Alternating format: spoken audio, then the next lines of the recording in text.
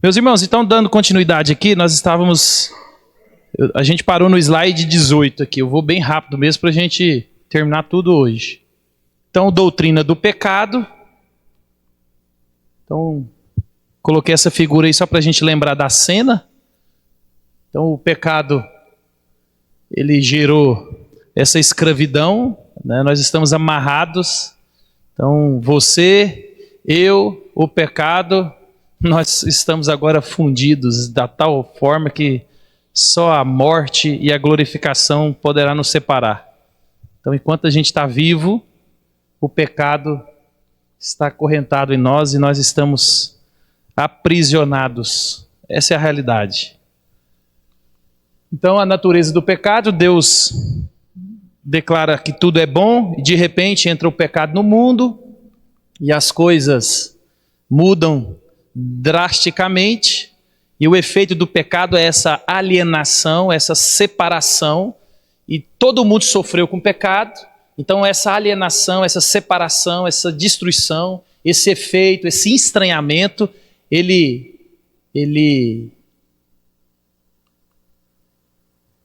pode ser visto entre o homem e a natureza. Então a natureza sofreu o efeito disso tudo. A Bíblia vai dizer que toda a criação suporta angústias. Então, a responsabilidade que Deus deu para Adão é de cuidar, de governar, de tomar conta de tudo. Então, vocês estão vendo a responsabilidade do homem no jardim, a responsabilidade do marido hoje. Então, quando o líder, né, aquele que é portador da responsabilidade, ele não cumpre com as suas responsabilidades, tudo à sua volta é afetado. Tudo. Então, um pai negligente, um líder negligente, acontece tudo isso que a gente vê. Então, Adão negligenciou. Adão escolheu pecar. E tudo que estava debaixo do domínio dele foi afetado. Então, a natureza foi afetada. A alienação entre Deus e o homem. Então, essa separação. A gente leu, Deus vinha todos os dias na viração do dia.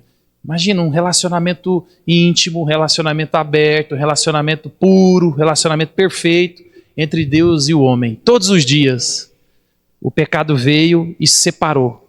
Então aquilo que tinha uma comunhão plena, perfeita, agora tem um estranhamento. Onde existia uma amizade, um amor, agora existe separação, existe esse estranhamento. Então o pecado, ele afetou o relacionamento do homem com a natureza. A gente leu, agora o chão, a terra vai produzir erva daninha. Agora você vai ter que capinar um mato. Agora aquilo que vinha de forma natural, eu dando, eu provendo, era só você ir lá e buscar. Agora você vai ter que lavrar a terra. Você vai ter que suar. E você vai ter que se desdobrar, você vai ter que cansar. Então, a segunda é a alienação entre Deus e o homem. Imagina, você perder... faz esse exercício assim de memória. Memória não, né? A gente só tem essa memória porque a Bíblia relata. Mas imagina, no outro dia que Adão acordou, primeira tarde sem Deus... Imagina os problemas que ele começou a ter com Eva. Coisa que não tinha. Gente, e tudo aquilo era novidade, ele não sabia lidar com aquilo. Olha, aí nascem filhos, os filhos brigam, os filhos se matam. Olha que tragédia. Eu fico pensando, esse Adão sentado de tarde. Se a gente que tem a caixinha do nada, imagina a caixinha do nada de Adão. Eu acho que ele falava para ela assim, não, deixa eu quieto aqui, deixa eu, sai de perto de mim, deixa eu ficar meia hora quieto aqui, deixa eu fechar meu olho aqui e pensar que eu estou no Éden. Imagina a aflição, a angústia, a dor desse homem. E viveu 930 anos. É mole, hein? E é 930 anos literais, meus irmãos. Não é um tipo de contagem, não, é 930 anos literais. Eu ouvi essa semana uma pessoa com 65 anos de idade, não estou aguentando mais viver. Falei, uai, que é isso? 65? Falei, rapaz, Deus te dá aí mais 30 mole. 30 mole. Não. Falei, nossa, já está cansado. Agora imagina Adãozão lá, 930. Eita. Então, o pecado fez isso, meus irmãos. Por quê? Porque todos se extraviaram. Todos. E juntamente tornaram inúteis. Não há quem faça o bem, não há um justo sequer. Toda a raça humana, todo mundo herdou de Adão esse pecado. Esse é o pecado original. Então lembra, você é punido, você vai para o inferno, você já nasce condenado, não é porque você peca. Você peca porque você já nasce com essa natureza herdada de Adão. Então, a punição do pecado não é porque você fez isso ou aquilo. A punição do pecado é porque você já nasceu corrupto com a corrupção herdada de Adão. Então, é por isso, meus irmãos, que a salvação não é por obras. Aquela ideia de que você, não, agora eu converti, eu tenho que manter uma vida perfeita e se eu escorregar na bola eu caio da graça. Não, isso não existe. Você já estava condenado, toda a raça humana, sem pecar. Porque você já herdou de Adão essa dívida. Acabou. Então, a punição do pecado, ela é por causa do pecado original. E você peca, é por causa desse pecado. Você já nasceu com essa natureza pecaminosa. Então não há nenhum justo, ninguém. Você pode pegar o nosso membro mais novo aqui, o Noah, é um pecador. Pecador. Em dívida. Impagável com Deus. Se não é Cristo, então imagina, ele precisa de crescer, precisa de ouvir o Evangelho, precisa de reconhecer, depositar sua fé, sua confiança em Jesus, na obra, para ser salvo. Então todos se extraviaram. Bora passar para frente. Em terceiro, então, o pecado afetou a natureza, o pecado afetou a relação do homem com Deus, e o pecado afetou a relação do homem com o homem. Né? Aquelas manhãs lindas, aqueles dias maravilhosos que nós temos em casal, com os nossos filhos, né? Eu fico pensando se Deus, igual a gente vai ter reunião extraordinária, a Assembleia Ordinária dia 1º, né? Imagina se Deus colocasse a minha vida e a sua para fazer um resumo aqui do ano de 2024. Eu e você em casa, eu e você no banheiro, eu e você escondido, eu e você no trabalho, eu e você relacionando com as pessoas. Imagina. Não vamos nem muito nos pensamentos, não, porque se for com pensamento aí, não é tão perdido. Aí é só o que a gente faz mesmo. Se colocar os pensamentos, aí não tem nem tempo para a gente ver esse filme, brother. Agora você imagina. Então, meu irmão, é por isso que você que foi iluminado pelo Espírito de Deus e casou com um pecador, e pariu um pecador, e mora com um pecador, vive com um pecador, se relaciona com um pecador, você que tem esse entendimento, você não pode perder isso de vista nunca. É por isso que Deus nos chama a ser misericordioso, a ser manso, a ser humilde. Paulo, no capítulo 4 de Efésios, né, quando ele vai falar da igreja, suportando-vos diligentemente no vínculo da paz. Imagina, suportando. A ideia ali é de suportar, de carregar, de aguentar. É suportar mesmo. É outro pecador. Imagina, você casou com um pecador. Aí alguns desobedeceram a Deus e casou com um ímpio. Outros, pela graça de Deus, receberam a iluminação e o outro não recebeu. E é luta. É luta. É luta. O pecado fez isso. Então, o pecado, meu irmão, ele afetou os relacionamentos humanos. É por isso que tem essa violência, essa guerra, essa maldade. A gente vê um marido, lá em Anápolis, na semana que eu estava lá, um marido, ele Ele cortou os 2 braços da mulher com um facão. Você tem noção? Por ciúme. O cara chegou lá e foi bater na mulher de facão e ela tentando defender, perdeu os 2 braços. Ela perdeu a mão assim, o outro perdeu mais assim. Ó. E os filhos vendo isso tudo. Olha a maldade. Imagina. Um dia você acorda, dá um beijo, bom dia, meu amor. De tarde o cara te dá 2 facãozadas. Então, meus irmãos, esse é o efeito do pecado. E por último, nós vemos a alienação do homem e de si mesmo. Então, a natureza foi afetada, o relacionamento com Deus foi afetado, o relacionamento entre os homens foi afetado, e o relacionamento entre você e você mesmo. A gente às vezes não aguenta a gente mesmo, né? É por isso que aquela ideia de autoestima, eu estou com a autoestima baixa, eu preciso de... Isso aí vem do fruto do pecado. Né? Então, na queda nos tornamos alienados, não somente de Deus e das outras pessoas, mas também de nós mesmos. É comum ouvirmos pessoas dizerem, odeio a mim mesmo, odeio a minha vida, odeio o meu cabelo, odeio o meu corpo, odeio. É por isso que, lembrei de você, vou aplicar agora.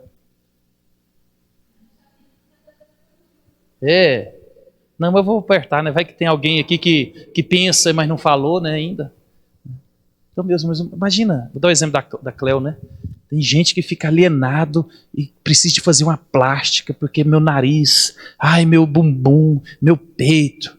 Então, eu não sou contra não, meu irmão. A cirurgia estética, ela está aí, se você tiver dinheiro, faça no melhor médico que você puder, né? Não faça no melhor que você puder pagar, faça no melhor mesmo, porque não vai nessa que esse é o que eu pude pagar não, que muita gente se lasca. Mas a gente tem que fazer uma avaliação no coração, por que eu quero mudar essa dinâmica que Deus fez? Né? Autoestima. Autoestima tem que elevar minha autoestima. Não, meu irmão. Então, e o pecado fez isso, meu irmão. O pecado, ele arrebentou com todo mundo. Então, por isso que eu e você precisamos de olhar para a nossa vida. E às vezes a nossa insatisfação com o corpo, a nossa insatisfação com a vida. Eu estava pensando nisso essa semana. Aí eu lembro dos irmãos aqui. Né? Aí eu fico, Senhor, olha tanto que o Senhor é bom. Porque a maioria dos nossos problemas aqui, né, pelo menos até onde eu conheço, a maioria dos seus, dos meus e dos nossos problemas foram problemas que nós mesmos causamos. Nós estamos sofrendo problemas, nós estamos sofrendo o custo dessas coisas, mas pelo menos até onde eu tenho conhecimento da vida de vocês, da minha aqui, nada aconteceu na minha vida e na sua porque uma fatalidade. Alguém morreu, ou uma doença, ou algo assim que Deus mandou, igual Jó. Não. Tudo que tem acontecido na minha vida e na sua, meu irmão, é fruto do nosso pecado, da nossa desobediência. E olha tanto que isso é bom, porque Deus está nos corrigindo. E às vezes a gente olha para a nossa vida, céus, vida, azar. Mas lembra, nada que está acontecendo na minha vida e na sua foi algo acidental. Muito foi fruto da nossa desobediência, das nossas escolhas, dos nossos erros, das nossas escolhas voluntárias. E aí a gente vai sofrer o efeito dessas coisas, e a graça de Deus é boa porque Deus nos corrige. Lembra disso? Deus corrige os filhos a quem ama. Deus, ele é um mestre de pegar situações onde nós quebramos e restaurar. E esse é o efeito do pecado. A gente não gosta do lugar que a gente nasceu, a gente não gosta da vida que a gente tem. E lembra de novo, a vida que você tem, talvez não foi culpa do seu pai, culpa da sua mãe, porque você nasceu pobre. Não, foi porque você não quis fazer o que tinha que fazer. Você escolheu fazer isso, caminhar por isso, você escolheu estar com isso ou daquele jeito. E às vezes a gente acha e se coloca numa posição de vítima. Não, meu irmão. Isso eu estou falando aqui no nosso contexto, tá? Em outros lugares a gente não conhece. Mas é por isso que a gente precisa de olhar com esse olhar mais espiritual. Lembra? A realidade espiritual ela existe. Nós fomos quebrados espiritualmente. Nós fomos separados de Deus, alienados da presença de Deus. Então todo mundo sofre agora por causa do pecado. Nada ficou fora. Então, o que é pecado? Pecado é deixar de se conformar à lei moral de Deus, seja em ato, seja em atitude, seja em natureza. Porque todos pecaram e carecem da glória de Deus. Então, a palavra do grego aqui para pecado é hamartia, que é a ideia do arqueiro, de errar o alvo mesmo, o arqueiro tentando acertar o centro do alvo. E aí João vai dizer para nós, todo aquele que pratica o pecado transgride a lei, porque o pecado é transgressão da lei. Por isso que não há nenhum justo sequer, todos nós estamos no mesmo balaio. Você não é mais santo que ninguém, você não é mais bonito que ninguém, você não é mais amado do que ninguém. As pessoas tentam, eu vi uma pergunta essa semana na internet, alguém fez para um pastor, por que Deus salvou um e não salvou o outro? O que ele viu no fulano? Na Bíblia não fala disso, não tem isso. Paulo vai responder isso em Romanos 9. Quem és tu para discutires com Deus? Ele é Deus. Ele abençoa quem ele quiser, ele amaldiçoa quem ele quiser, ele salva quem ele quiser, ele faz o que ele quiser. Você já viu um vaso discutir com um artesão? Não tem essa ideia. Tem coisa que Deus não revelou. Então todo mundo, meus irmãos, é transgressor da lei. Então, entendendo a doutrina do pecado, então, na realidade existem apenas dois grupos de pessoas quando se trata do drama humano. Os que colocam a sua esperança em sistemas humanos de redenção e os que percebem que a esperança humana requer um redentor. Uma das tristes consequências do pecado é o fato de que o pecador comum carrega consigo pouca ou nenhuma consciência ou compreensão do pecado e nenhum sentimento de culpa por ele. Então lembra, dois grupos de pessoas. Aqueles que têm uma esperança depositada em Cristo Jesus, nós sabemos que um dia Cristo vai resolver esse problema. Lembra o Salmo 73? Eu invejava a prosperidade dos ímpios, estava a ponto de desistir até que eu entrei no santuário do Senhor e me atinei para o final e do destino dos ímpios. E aí eu louvei o Senhor. Esse é aquele que tem esperança em Cristo, ou esperança no Salvador. Agora tem um grupo, meu irmão, que a esperança dele é na política. Nossa, agora o Trump, agora vai. Eu vou tentar armar para o Bolsonaro essa semana e vai dar certo. Tem outro grupo que fala, não, nós temos que educar esse povo. O problema do Brasil e do mundo é falta de educação. Vamos estudar esse povo.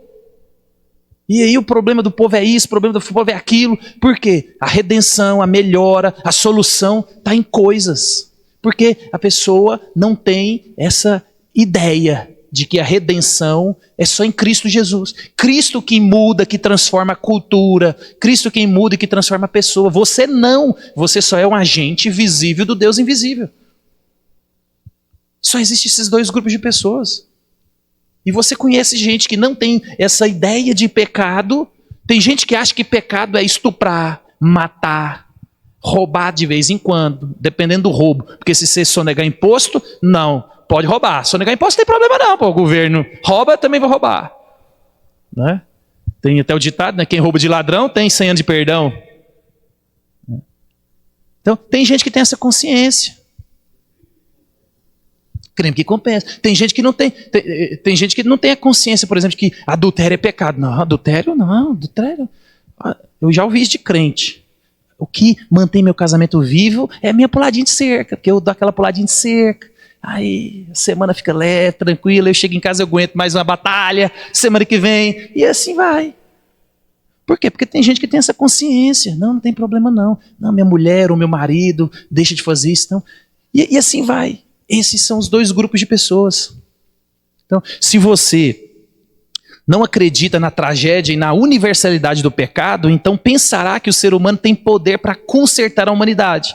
Desse modo, coloca sua esperança naquilo que eu falei: educação, política, filosofia, na psicologia, na medicina, e assim vai. Então, a doutrina do pecado nos diz que a esperança da humanidade jamais será fornecida pela humanidade. Jamais. A solução não vem de mim, de você. Ela pode vir através de mim, de você, que somos o portador visível do Deus invisível. Nós é quem pregamos, nós é quem anunciamos as boas novas. Então, a gente pode ser só o canal dessa coisa, mas nunca o agente principal. Sempre é a mão de Deus, meus irmãos. É a mão de Deus. Mão de Deus na história. Estuda a história da igreja. Essa semana eu estou estudando sobre a história da igreja. Aí essa semana inteira eu estava escutando uma aula sobre história de igreja. Gente, é bonito demais você ver Deus conduzindo todas as coisas. Guerras que surgem, homens que se levantam, países. É mão de Deus cuidando de todas as coisas. É Deus em quem redime, não é você. Eu estou frustrado porque eu não consigo, minha família. Não, você está frustrado porque você é um orgulhoso e você acha que você tem o poder de redimir, de consertar alguém. Não tem. Só continua orando, continua crendo e continua sendo obediente. Essa é a finalidade sua. Deus vai fazer. Se Ele não fizer, não é assim que a gente canta? Se Deus fizer, Ele é Deus. Se Ele não fizer, Ele é Deus. Se curado for, Ele é Deus. Se não for curado, Ele é Deus do mesmo jeito. Então, é só Deus, meus irmãos. Então, se você acreditar nela, isso mudará fundamentalmente a maneira como você vê a si mesmo e aquilo de que precisa. O que pensa sobre o sentido e o propósito da vida, sua visão de certo e de errado, sua perspectiva sobre o que é verdadeiro ou falso, onde você busca consolo e força, o que é importante para você e o que não é, e onde há esperança verdadeira, firme, duradoura, pode ser encontrada. Então, quando você tem esse entendimento, meus irmãos, você canaliza tudo para aquele que é a solução do problema. Descansa nele que é a solução do problema. Isso é maravilhoso. Então o pecado, meus irmãos, afetou drasticamente a minha vida e a sua, e a solução, e foi nesse slide que a gente parou, é Ele. Cristo Jesus é a esperança. Cristo Jesus. E lembra, a esperança, Deus pode melhorar a minha vida e a sua aqui? Pode. Ele pode restaurar o nosso casamento? Pode. Ele pode tirar a gente de um problema financeiro, de uma época, e nos fazer ter uma vida boa? Pode. Ele pode nos curar? Pode. Mas o inverso também é verdadeiro. Porque a esperança de resgate, a esperança da solução, não é aqui nesse mundo. Não é aqui. Lembra? Aqui é 70 anos, 80, o resto é enfado e cansaço. Você tem toda uma eternidade, Deus prometeu essas coisas, é eternidade. É na Nova Jerusalém, é lá que não tem pecado, lá que não tem dor, é lá que a solução está resolvida em todos os aspectos. Aqui, Deus na sua providência, olhar para mim, para você e falar, vai viver pela graça, esse aqui vai viver pela fé, esse aqui vai ser provado pelas coisas, e assim, Deus é quem faz todas essas coisas. Às vezes Deus olhou para você e falou, não vai ser herdeiro, vai ser guerreiro. Meu irmão, vida difícil, a vida complicada. Você vai ser Lázaro, você vai ser o rico que está perto de Lázaro. Deus é quem faz essas coisas. É por isso que a gente precisa de entender quem Deus é, a providência de Deus, o que o pecado fez. Porque a gente descansa naquele que pode, que faz e que controla, que conduz e que está no controle de todas as coisas.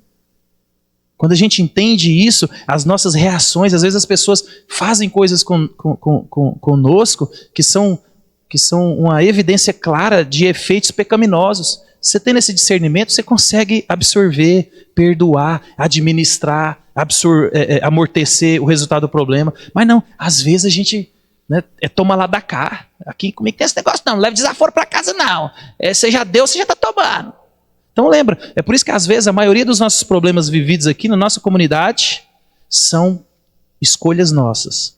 São pensamentos errados, atitudes erradas, comportamentos errados, escolhas erradas. E eu e você precisamos de entender isso. Eu e você precisamos de entender isso.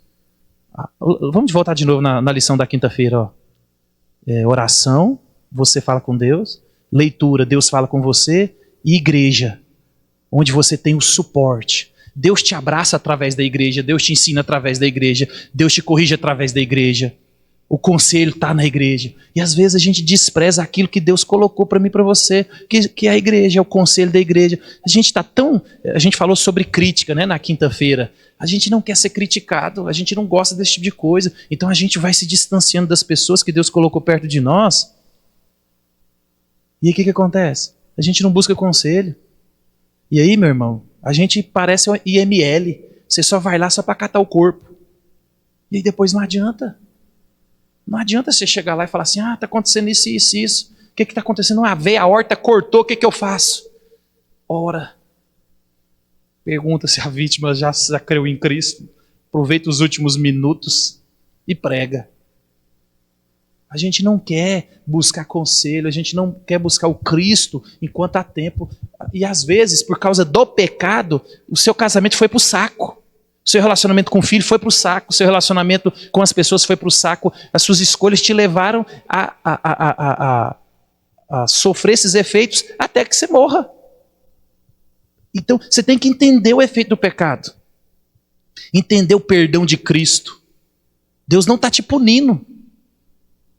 Ai, meu Deus. Não, Deus é um Deus justo. Lembra, tudo aquilo que você tem não é aquilo que você merece. Lembra sempre disso.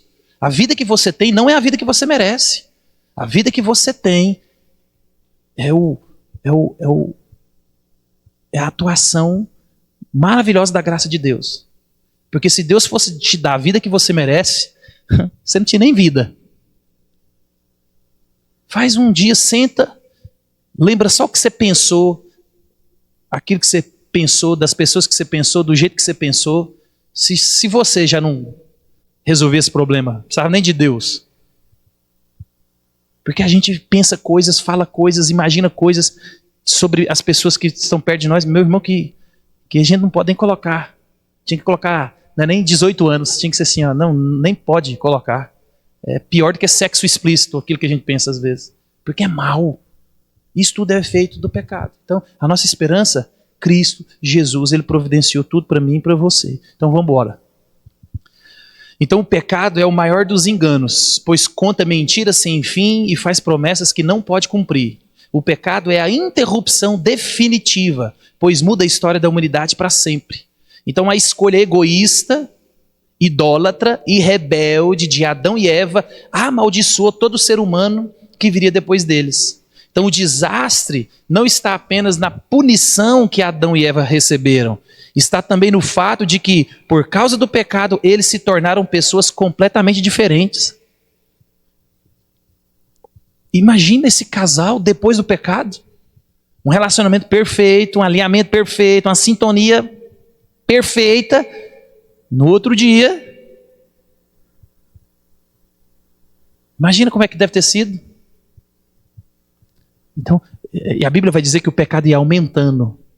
E a ideia ali é aumentar mesmo.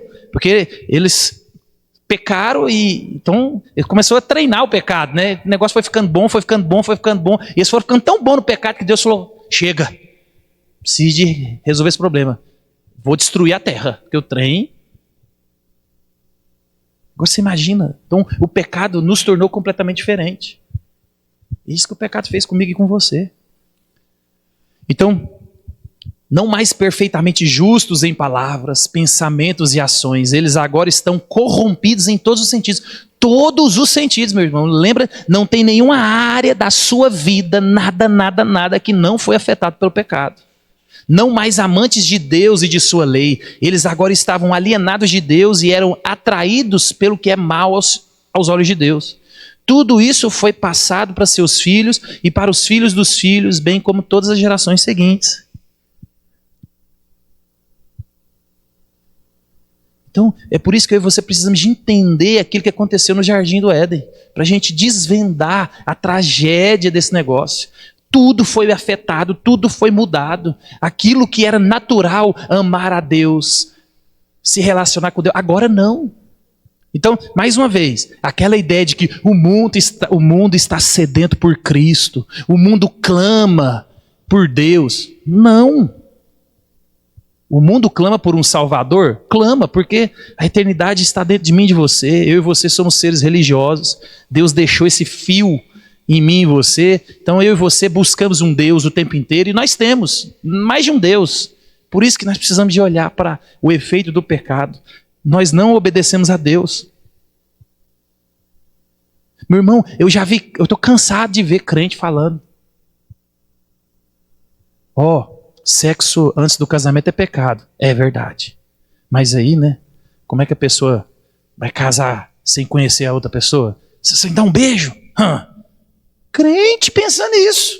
Por quê? A gente está tão distante do ideal de Deus que a gente...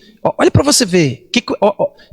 Pensa bem se isso não é trágico na minha vida e na sua. A gente recebe a orientação de Deus, concorda e faz naturalmente. Naturalmente. Eu tenho que orar mais. Nossa, eu não estou orando. Tenho que ler a Bíblia. Não, eu tenho que ir para a igreja. Eu tenho que participar. Tenho que me voluntariar. Eu tenho que gastar e me deixar gastar. Eu tenho que usar meus dons lá. É verdade. Meu irmão, estamos precisando... eu arrumei um compromisso. Mas na próxima você pode me chamar. Ou na próxima eu estou com você. Ou esse ano não dá não, mas o ano que vem dá. E assim a gente vai. O ano que vem dá. O ano que vem eu faço. O ano que vem eu assumo um compromisso. O ano que vem, Senhor. O ano que vem, Senhor. E nós estamos há 20 anos. Então observa, o efeito do pecado é isso. Às vezes a gente concorda. É por isso que eu e você não entendemos o que o coração é enganoso e mentiroso. Porque com a cabeça a gente fala: não é verdade. A Bíblia diz isso mesmo, é verdade. E você não muda. Por quê? Porque no fundo, o Paul Tripp vai dizer isso: verdade que não se vive é verdade que não se crê. Eu estava conversando com a Priscila, eu falei para vocês lá no dia do aniversário, e ela começou a ler esse livro e ela falou assim: eu estou em crise porque eu comecei a perceber que tudo aquilo que eu dizia crer, eu não vivo, e se eu não vivo, eu não creio. E ela estava chocada, não é porque ela não estava fazendo, ou fazia pela metade, isso não era o que estava chocando ela. O que estava chocando ela era o fato dela descobrir que ela estava vivendo uma mentira, que ela estava vivendo uma fantasia. Ela falava para mim: Júnior, eu não creio nisso, é por isso que eu não vivo. O problema não é que eu não dou conta, o problema é que eu não creio. Aí eu falei: bem-vindo ao clube de mais um que conseguiu entender isso. Então olha para você ver, a crise não é... Então, a crise é mais profunda. Ela saiu do superficial de que eu não dei conta de fazer, vou dar um passo para trás, vou repetir de novo. Não, ela entendeu: não, eu estou fazendo isso. O problema não está na execução, o problema está na sala de controle. Eu não faço isso, eu não vivo assim, é porque no meu coração eu não creio desse jeito que tinha que crer. Então esse é o efeito drástico do pecado, meu irmão. Esse é o efeito drástico do pecado. Então eu e você precisamos de entender. Aí aqui ele traz de novo o relato de Gênesis. Isso aqui foi trágico. Não vou ler de novo porque a gente leu no começo do culto. Então olha aqui. Satanás, primeiro, eu e você precisamos de entender a jogada de Satanás. Pois Deus sabe que quando comerem desse fruto, seus olhos se abrirão e vocês serão como Deus, conhecendo bem e mal. Então, é isso que o diabo faz comigo e com você. Ele gera no meu coração e no seu essa autonomia e autossuficiência. É por isso que tem muita gente que diz ser crente e não congrega. Eu não preciso da igreja. A igreja, ela faz mal para mim. Você já ouviu isso? Tá cheio de gente. E esses cultos online, eles vão ser um problema no dia do juízo. Não que eu sou contra o culto online, mas é porque agora existe uma igreja online. Existe uma igreja online onde você fala: amanhã eu vou no culto do Augusto Nicodemos. Amanhã eu quero ver Eliseu Rodrigues. Na manhã eu quero ver uma moça. Aí você vai lá na Camila Barros. Você não precisa de Jesus mais não. Seu culto é em casa. De short, sem camisa, perna para cima, deitada. Aí você fala: hoje eu vou para a presbiteriana, amanhã eu vou para a Assembleia. Não quero ir para Batista. E você vai. E aí você não precisa mais de vir para a igreja. Por quê? Porque porque entre eu pregar e o Augusto Nicodemos, eu fico com o Augusto Nicodemos. Pode ficar tranquilo, até eu escolho ele. Entre eu e o Hernandes, escuto o Hernandes. Então observe, meu irmão, a autonomia e a autossuficiência. A jogada do inimigo é: você pode ser como Deus. Você não precisa da igreja, você não precisa de ninguém não, você vai conseguir chegar lá. Lá na igreja só tem gente, o ditado agora, né? Lá na igreja só tem gente tóxica. E rapaz, quando eu vejo um homem falar, esse dia para trás eu vi um cara falar, não, porque o relacionamento tóxico, rapaz, tá gravado, né? Mas me deu vontade de dar um murro na boca dele. Homem falando essas coisas é feio demais, né? Ah, é porque um relacionamento tóxico. Isso não é coisa de homem falar, não. Ou vontade que tem de quebrar os dentes dele. Relacionamento tóxico, você é homem, rapaz. O homem transforma relacionamento tóxico através de Cristo. Ele muda, reforma. E rapaz, eu fiquei nervoso com aquilo. Então, olha, a estratégia do diabo é a mesma. Você não precisa de Deus, você não precisa da igreja, você não precisa do conselho de ninguém, não. Vai fazendo. Vocês já viram aquele novo memezinho que tem na internet? Tem um memezinho novo agora na internet, que o cara quer fazer alguma coisa, aí chega alguém e fala, não, faz isso mesmo. Ele, é mesmo? Não, pode fazer. Eu acho que tem que fazer isso mesmo.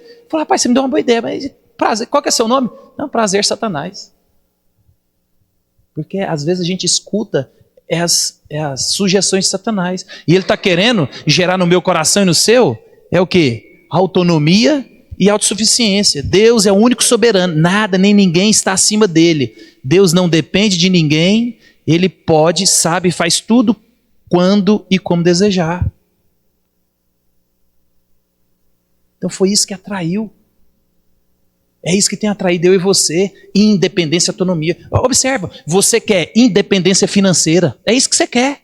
Eu e você crescemos assim, nós criamos os nossos filhos assim, não vai depender de ninguém. Aí a gente pega as meninas, em vez de falar assim, minha filha, seja a melhor esposa. Não, não vai depender de marido, vamos investir no você, vai estudar, vai fazer línguas e vai embora. Aí você chega no menino e fala assim, você não tem que depender de ninguém não. Então, observa, a gente vai gerando autonomia e autossuficiência nos nossos filhos.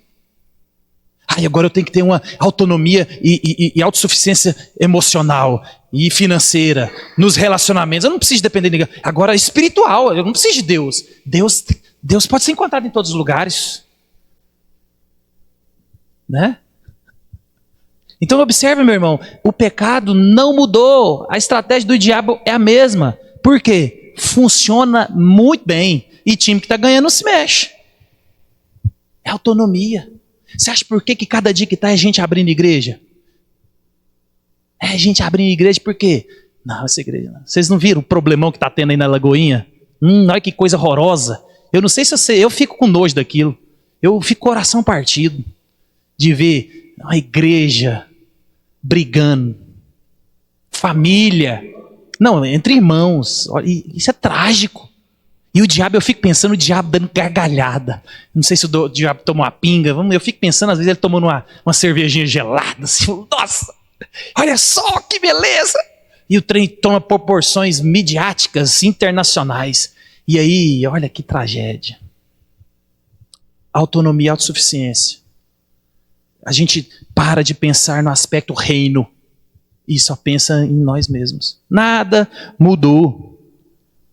Então, quando a mulher viu que a árvore parecia agradável ao paladar, era atraente aos olhos, e além disso, desejável para ela obter esse discernimento, tomou do fruto, comeu e deu ao seu marido, e ele também comeu. Então, o que fascinou foi desejável para dar entendimento.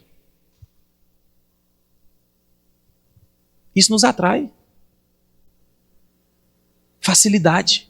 Tem um negócio aqui, você vai ganhar um dinheiro aqui, ó. Não, tem um negócio aqui que é bom pra caramba.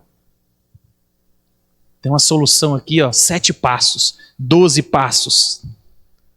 Então eles viviam diante de Deus, que é todo sábio, num relacionamento perfeito. E essa sabedoria não bastou. É por isso, meu irmão, você tem que entender a malignidade do pecado, porque o homem, ele caiu num ambiente perfeito, sem pecado. Lembra disso. E tem gente que fala, não tem problema eu frequentar esses ambientes, não tem problema eu andar com essas pessoas, não tem problema eu ter esse tipo de conversa, não. Eu sou santo, meu irmão. Faz isso não. Não faz isso não. Porque Adão e Eva caiu num ambiente perfeito, puro, sem pecado e santo. se aquele ambiente não favoreceu a escolha deles, não ache que o seu vai favorecer. Não faça isso. Por isso que todas as coisas me são lícitas, mas nem todas me convêm, e não me deixarei dominar por nenhuma delas. Então, o mundanismo é isso, é você pegar aquilo que aparentemente não é pecado, mas tem um potencial de ser pecaminoso na sua vida. Mas as pessoas não estão nem aí. O que atraiu a Eva não foi apenas a sabedoria, mas sabedoria autônoma. É isso que eu e você gostamos. O homem gosta disso. Tá? O que mais cativa as pessoas na internet hoje é: venha descobrir uma coisa que você não descobriu. Eu vejo os gurus da internet com relação à Bíblia. Venha descobrir porque Jó sofreu do jeito que sofreu. Nossa! Até eu fico agoniado querendo saber. Eu falei, gente, o cara descobriu por que Jó sofreu. Porque até então, para mim, Jó sofreu porque Deus quis que ele sofresse, ponto final. É o relato bíblico. Mas quando o cara fala assim, venha descobrir por que Jó sofreu. Aí eu, opa, aquilo me pega de um jeito, não sei se pega você. Aí eu quero ir lá ver. Foi isso que o diabo fez. E a estratégia é a mesma.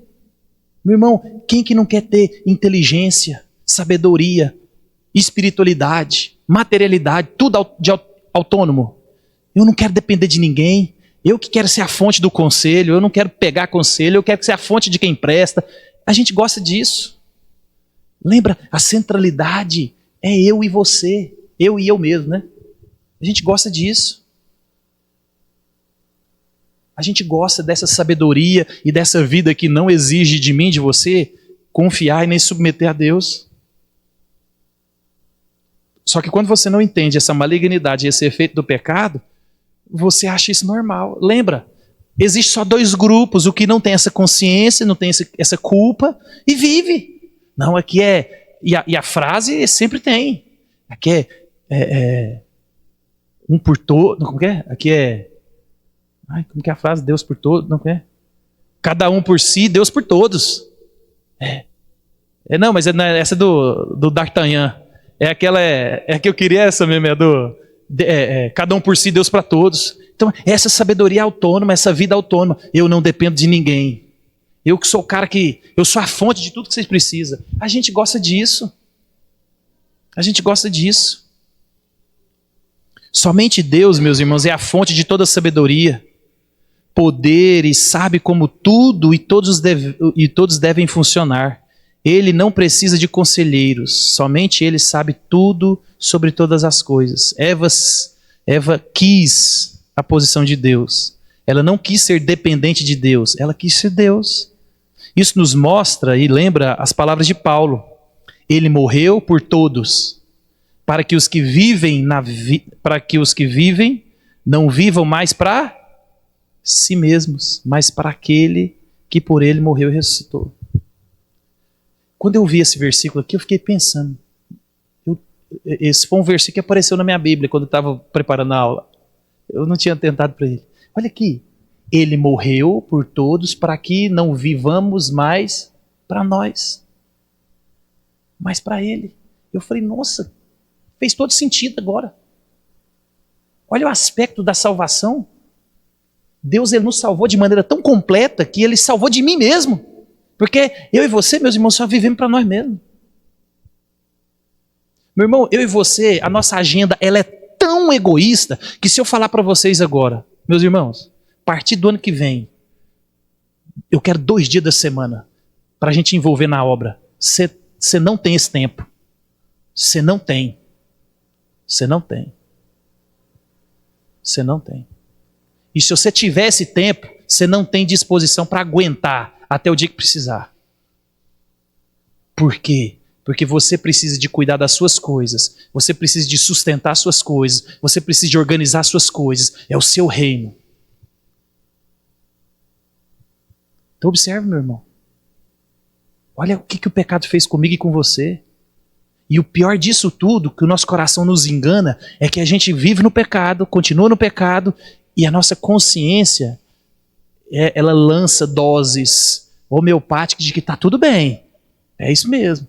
É quando o Espírito Santo às vezes coloca alguma coisa na nossa mente e faz a gente refletir e fala, Não, isso é coisa do diabo. É esse caminho que eu tenho que percorrer. Né? Porque Deus me colocou como provedor. Então eu tenho que sustentar minha família. E aí a gente vai pegando verdades de Deus e ajeitando do jeito que a gente quer. Porque você é provedor? Você tem que trabalhar? Tem. Hã? Prioridade. Porque às vezes não vai dar para... Eu tô até... É isso que eu tô querendo falar sexta-feira, que é bem curtinho, né? O negócio da formatura do DF.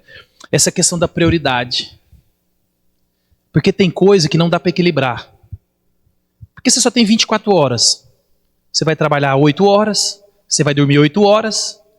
Então sobrou 8 horas para você fazer tudo que você tem que fazer. Você tem que ser pai, marido, servo. Você tem que ser tudo em 8 horas. Então essa ideia de, não, nós temos que equilibrar. Não, tem coisa que não existe equilíbrio. É por isso que é prioridade. Prioridade nada mais é do que meus amores. Então a prioridade da sua vida é aquilo que você ama. Simples assim. Eu estava falando para a Rose quinta-feira. A maior mentira que sai da minha boca e da sua, sabe qual que é? Eu não tenho tempo. Gente, essa é uma mentira mentirosa demais. Você tem tempo, eu e você tem tempo.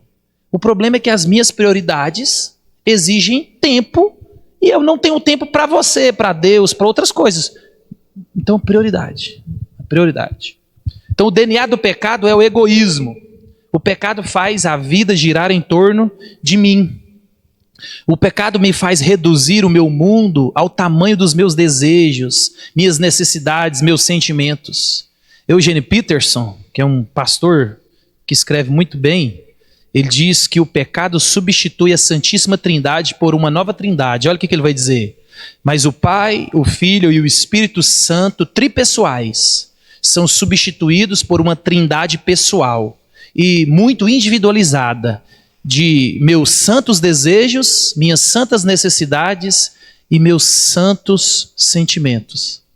Então, é isso que eu quero que você entenda. Eu quero que você entenda é que o pecado nos cegou de tamanha maneira que aquilo que a gente faz pode ser pecado, mesmo que a gente está caminhando numa direção aparentemente correta. Mas por quê? Aí a gente pode ir para a aula de quinta-feira, né?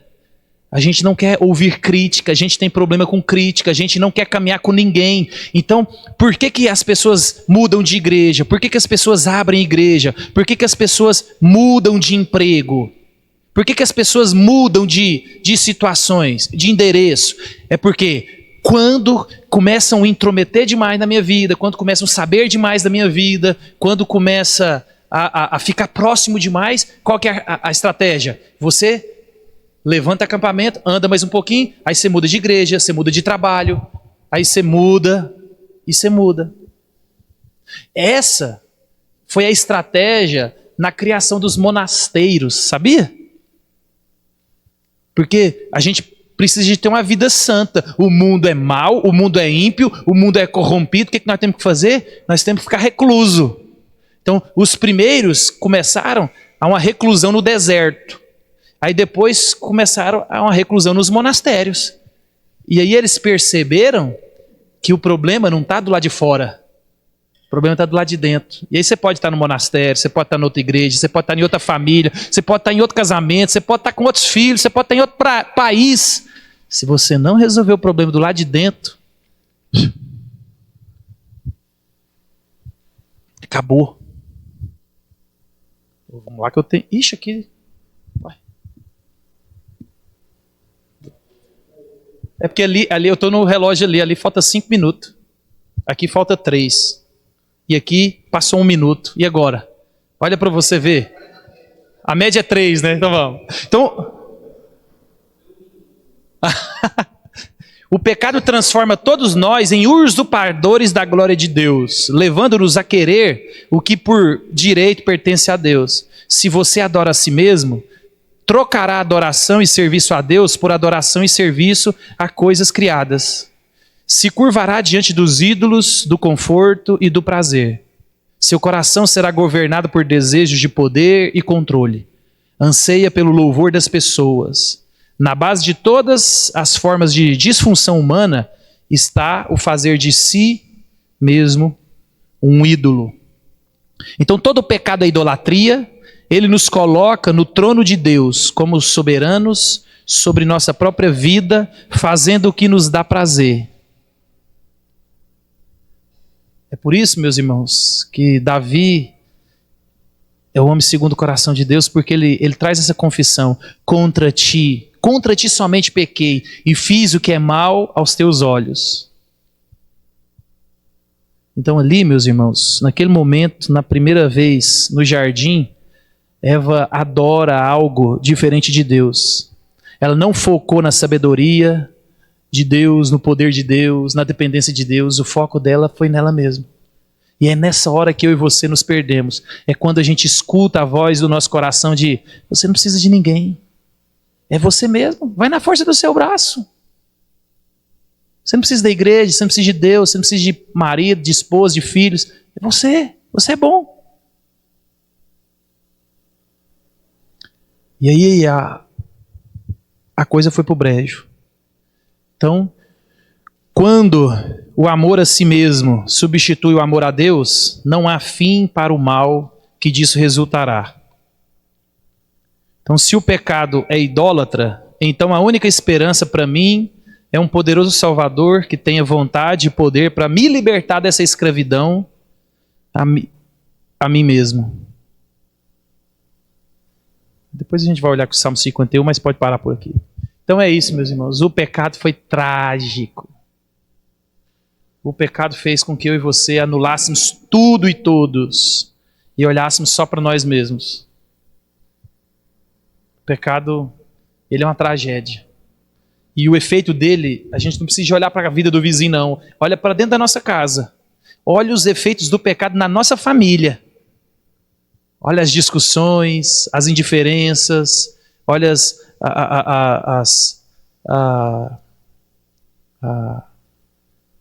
qual que é a palavra que eu queria usar?